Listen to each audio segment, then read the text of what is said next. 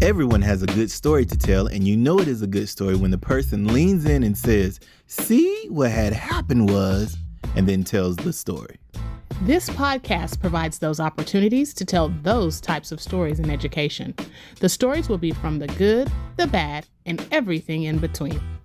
We wanted to do this podcast to showcase stories in education and to give flowers to educators who deserve recognition for their excellence. Our guests will feature parents, students, teachers, administrators, and just about anyone who is involved in education. These stories will inspire you, challenge you, and help you to reflect on your practice of education, whether it be from the inside of the classroom or outside. If you have a good story to tell, we'd love to hear it. Email us at contact@andredoughty.org. We'd love to have you or your story on a future episode. See What Had Happened starts now. Welcome to See What Had Happened, where we hear stories in education from the good, the bad, and everything in between. We are your co-hosts, Andre, that guy, and Danielle Daughty. If this is your first time joining us, welcome. Hey, if you've come back to see us and hear us, we welcome you too. What's up, homies? Hey, family, if you all just knew before we started the issues and the drama with the lighting, but at least the audio is sounding good this time. So for those who are listening, man, welcome back. We're glad you're here. Thank you for all of your support. Yes. For those who are watching, you should have seen the behind the scenes because one minute we were all good, then the next minute it was not. And it's the same settings that we've been doing all previous episodes. It's the same lighting, same positioning, same staging, all of that, the blocking. But it be that way sometimes. And we just roll with the punches. And so we're so glad you are here with us today. Like always, if you need to, please subscribe. Click on that notification bell wherever you listen to your podcasts. We're there. If you don't mind, share them out. Believe it or not, we're almost finished with this season. What? And we have really appreciated all of our guests and all of the people who have come along the way and shared their stories. Yes. The good, the bad, and everything in between. Today's story is talking about a young lady. Of course, anytime we share students, we always try to use an alias or initials or something like that. And so we will call her Big Sister here. And what I loved about Big Sister was she was truly that. She was like the mama of the classroom. Have you ever had like that student in your classroom who had that motherly type figure, even though Absolutely. Yeah. Absolutely. I've even had some that were father-like figures. Oh, really? Yes. Just they're in control. Yes. They don't really talk a whole lot, but they just know how everything goes. Yes. That's basically what was happening here. Big Sister was that young lady. She was a fourth grader, and no matter what went down, how it went down, Big Sister will get them together in some capacity. Okay. And so the way the story goes is Big Sister, she had, I think it was 6 brothers and sisters total. Come on, Brady Bunch. So, yeah, really big family. Okay. And mom was a single mother.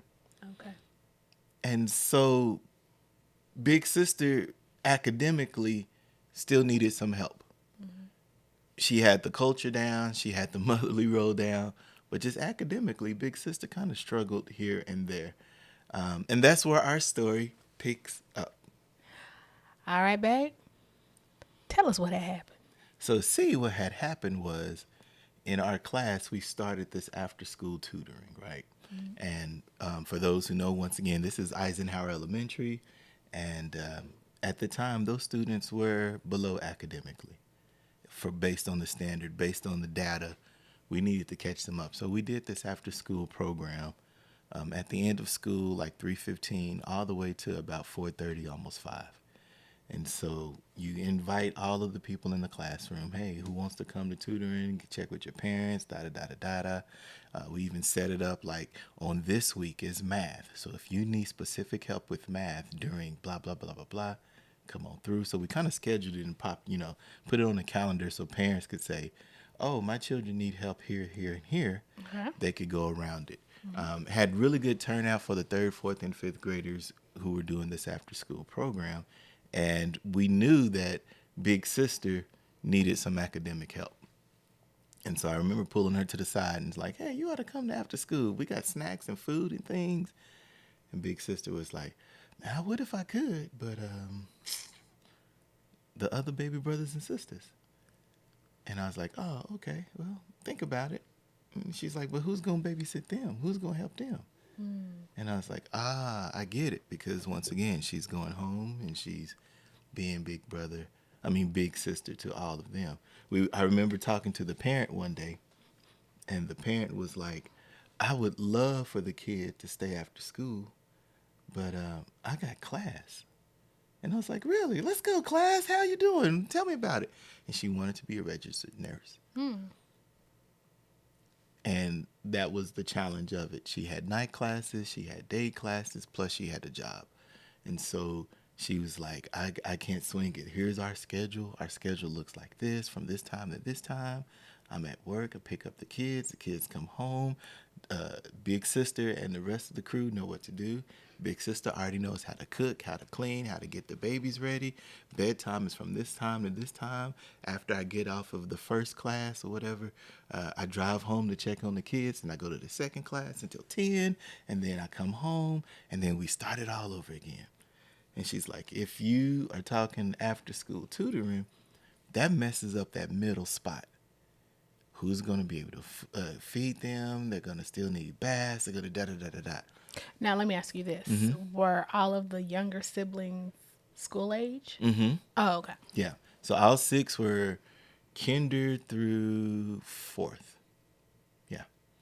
And so she's like, I'm sorry, but I can't. And so I said, okay, no big deal. I understand. Mama, we're here to support in whatever way we can. So we said, it's okay. It's all good. We'll check back a little later. And so by that time, a lot of her classmates were telling her about how much fun after school program was, and how they were hanging out with the 3rd graders and the 5th graders and still learning, and how learning wasn't unstructured, and how they were still getting the curriculum, but in fun, cooler ways. And big sister was like, I want to do it. So she comes up to me and slides a letter to me. "Mr. Daughty, can you talk to my parent again? I really want to do after school." And I'm like, okay, well, let's talk to her after school. We go to the after school, the parent pickup line, and I'm talking to big sister's mom again. And she's like, "It does sound good. It sounds great. We know that big sister needs some help, but once again, just can't support." And so I said, "Well, Mom, what can we do to best help you?" And she said it plainly at first. She's like, "You want to help me? You can help me with all these kids. Can they come?" And at first I paused and I was like, "No, it's just for 4th grade." Then I thought about it. Why can't they? If that's the only thing that's stopping her from growing. And I thought about it and I said, oh, okay, because it's only supposed to be for 3rd through 5th. But you do need some support. So I say, okay, go ahead, big sister. Go ahead and go home. I'll talk to the principal. We'll see what we can do the next day. And so talking to the principal the next day and said, hey, here's the idea. Here's the plan. She just needs some extra support. I don't mind taking them all. Bring them all to the room. I'll keep them busy as well. There's some recess and like playtime. So, the kids can be the kids. And she's like, Dad, are you crazy? I'm like, yeah, I am. But facts. This is a situation. Big sister is right on the brink of going from like, the yellow to the green to the orange. Like she just needs some extra support to get to that next level. And so that's what happened. The next day, talked to the parent and said, big sister can stay. Go ahead and bring the 6 too. Don't worry about it. I've got them. And we had snacks anyway, like with the program afforded snacks. And so all 6 came to the room. That was the first time 4 of the 6 has ever been inside of the classroom, inside of the big hall. And so you can just only imagine kinders and first graders and pre-Kers walking in and seeing big people everywhere. And then those 4th graders loved on them. And I'm like, they're just not going to play. Let's get to work. Who's going to help these kids learn how to read, do the math, do the manipulatives? Hey. Let me pause you right there. Young learners do learn through play. Absolutely, they do. Okay. Yes, they do. We don't want a negative connotation. Right. Okay. Right. Yes, they do. I just want to put it out there. And in that situation, there was some structured learning and then structured play for them. And then we all went to the gym at the end of the day or at the end of the time. So imagine fourth graders breaking up into centers and stations.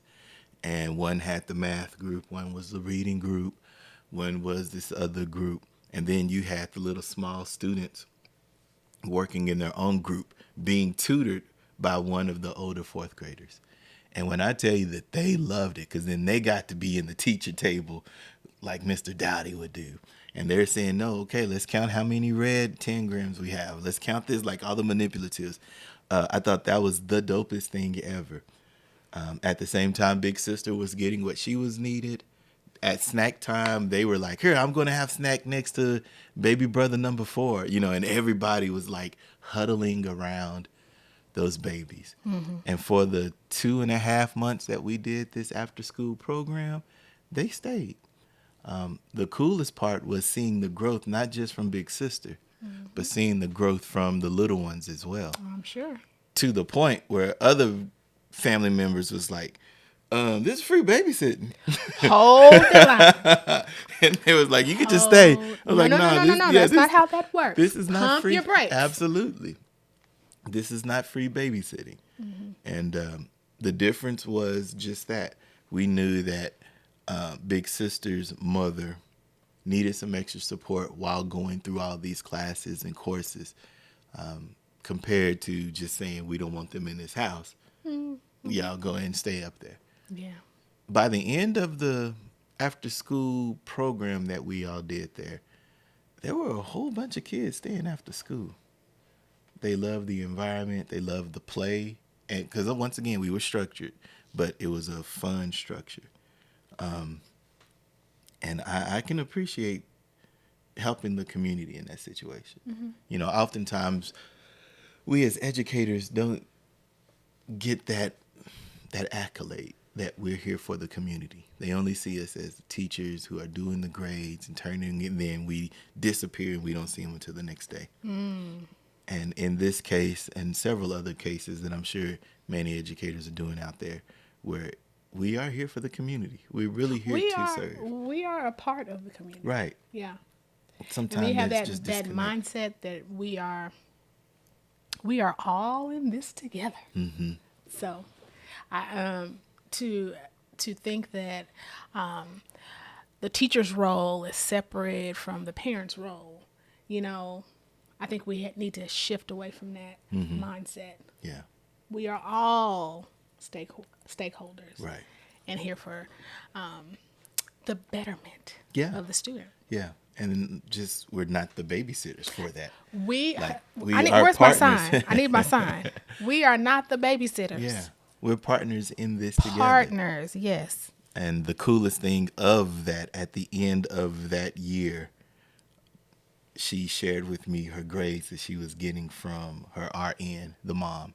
Mm. And I'm talking about high five celebrations and a hug. Very good. And she was like, man, thank you. And I was like, nah, we're in this thing together. Mm-hmm. I want you to be able to, at the time our 2 kids were small.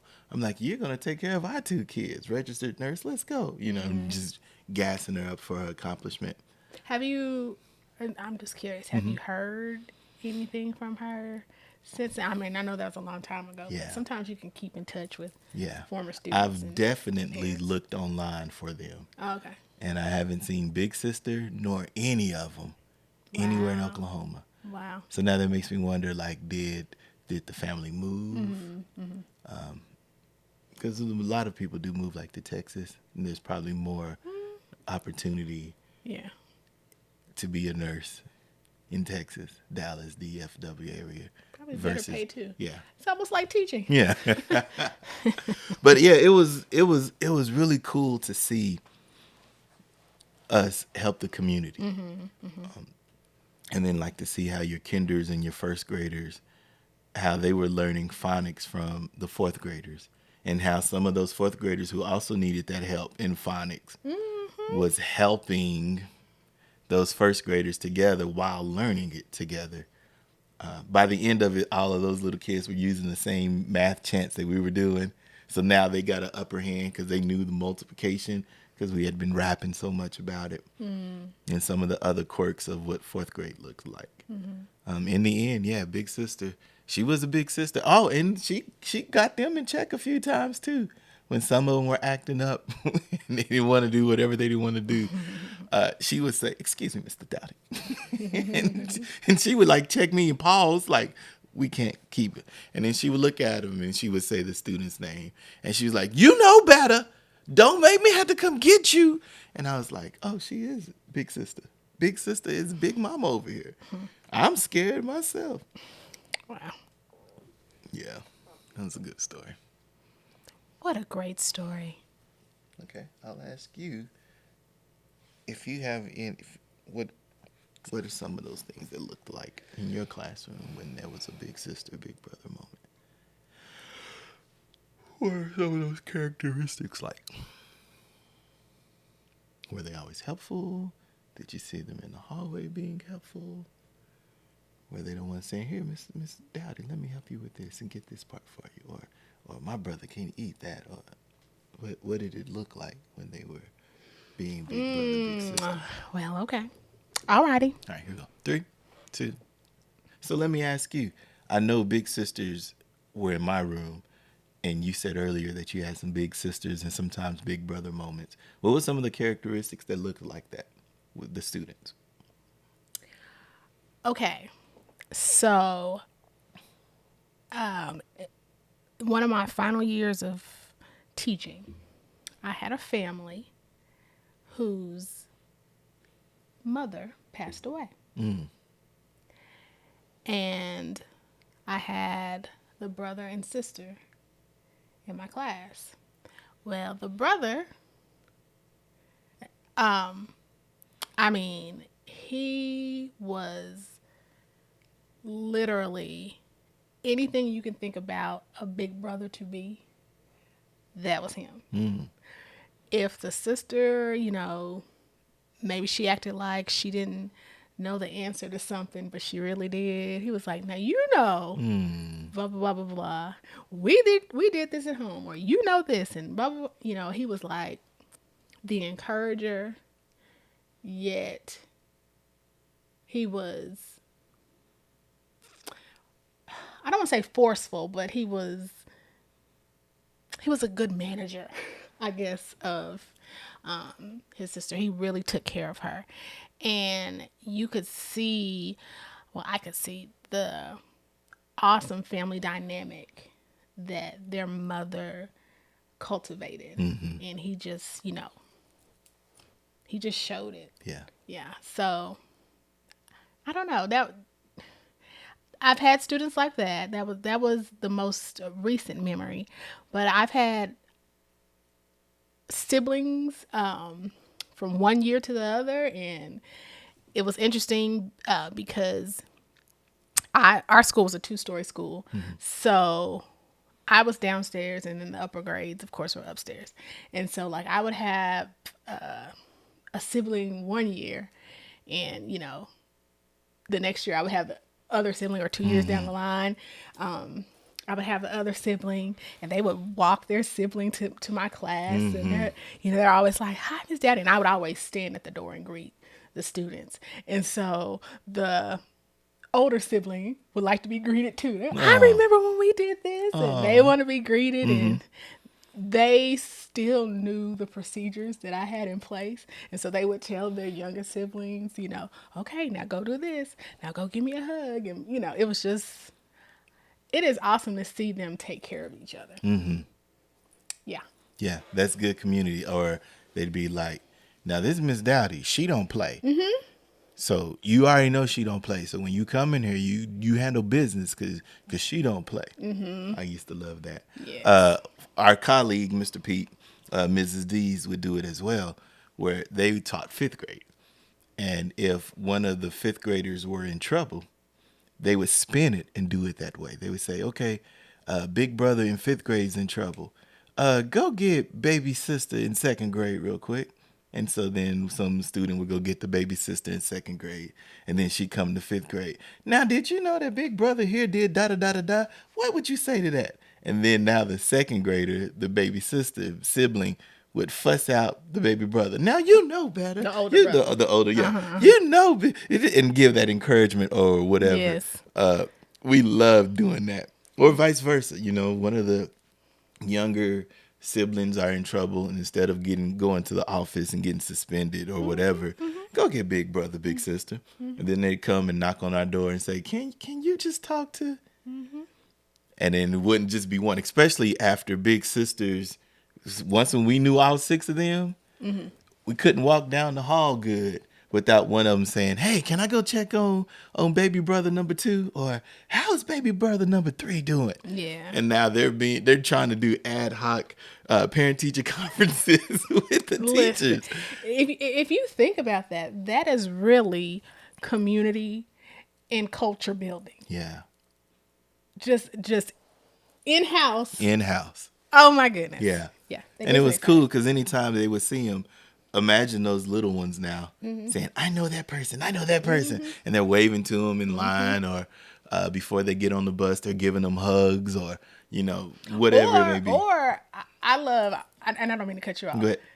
how you see the younger sibling sees the older sibling and say the older sibling is like, "Hey, whoever," and the younger sibling is not breaking the rules and procedures Ooh, yeah. that they know that the teacher has set Yeah. forth. So I don't know, let's say a hug and a bubble. So they're like, or whatever, and the student's like, "Give me a hug," and they're like, Yeah.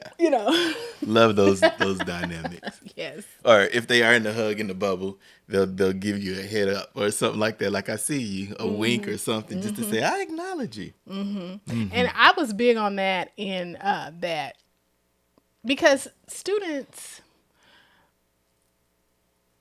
we want them to thrive, and they do thrive in routines and procedures. So if I taught my students in the hallway is a quiet zone, I would get tickled and just proud inside of my spirit when an older group would try and say hello or blah blah blah, "Hey, blah blah blah," and the student would be like, and I was like, I have taught them to do the chipmunk way. The chipmunk way. This is what they do. Yeah. For those who are not watching, that's just moving your index finger up and down. Yes. Just an acknowledgement of saying, "Hey, I am here and I see you. But I am following what Mrs. Doughty has taught me to do." This is a quiet zone, and I'm going to keep it quiet. Yes. I used to hate when we would have that expectation of this is a quiet zone, but then the teachers would be the loudest ones in the hall. I know, right? Like, come on, man. This is now you're being a hypocrite. And now, like, my 4th graders would ask that, "Mr. Doughty, so you say it's a quiet zone, right? So then why is it that Miss So-and-so and Mr. So-and-so just all in the hallway loud?" And I'd be like, "Oh, you got me." That's a great point. Or you're feeling like, as the teacher, another teacher comes up to you and says, "Hey, Miss Doughty, hey, girl," blah, blah, blah. And I'm sitting there like, "Hey, yeah. let's got this whole line over Right. here. All right. Yeah. Everybody's quietly All right, reading I'll in the talk to you. hallway. And I'll talk to you later." You're blabbering all out. And I mean, I get it. We're grown. I get it. Yeah. We're adults in the hall. And, but at the same time, if we're saying this is a quiet hall, Hey, model the expectation. yeah. Some of the best educators in the world are people you've never heard of. They may not be on TV or get the National Teacher of the Year awards, but we want to give those teachers their flowers today. We know the sacrifice and the heavy lifting these educators go through daily. With that said, we present Sprout Outs. Hey babe, who would you like to sprout out today? Today's sprout out is going to Big Sister's mom. Yes. I'm hoping that Big Sister's mom is doing well. I also appreciate her trusting us with her kids, because you just can't give everybody's kids to everybody. Like, you've been responsible for these 6 and you have your routine set. And sometimes people don't want to break their routine. And so, man, sprout out to her for trusting us to take care of all of her kids and still teach and learn while she was finishing up school and finishing up that semester. So wherever you are, big sister's parent, I hope that you are doing well. I hope that all of the other 7 in that family, with big sister being that 7, I hope all of you all are doing well. Sprout out to you all. Hey, and sprout out to the principal for thinking you're crazy and said, go ahead with your craziness. Yes. I agree. You're crazy. I'm just kidding. We believe when one wins, we all win. win. And here's how you can help us win. Really simple. Share the podcast. Click that like button. Click that subscribe button wherever you may be. If you have some educators and people who just enjoy good stories, go ahead and share this out with them. Let them know it. Click that notification button and you'll see when future episodes happen. When one wins, we all win. Well, we have come to the end of another wonderful episode of See What Had Happened. Now, folks, if you've missed any of our previous episodes, you can always go back and watch or listen to it on any of the social platforms. Absolutely. If you want to watch them, they're on YouTube. Just go to Andre Doughty. We right there. Awesome. All right. That's the end of today's episode, but you can join us next time on See What Had Happened. Bye. This podcast is a proud member of the Teach Better Podcast Network. Better today, better tomorrow, and the podcast to get you there. You can find out more at teachbetter.com/podcast.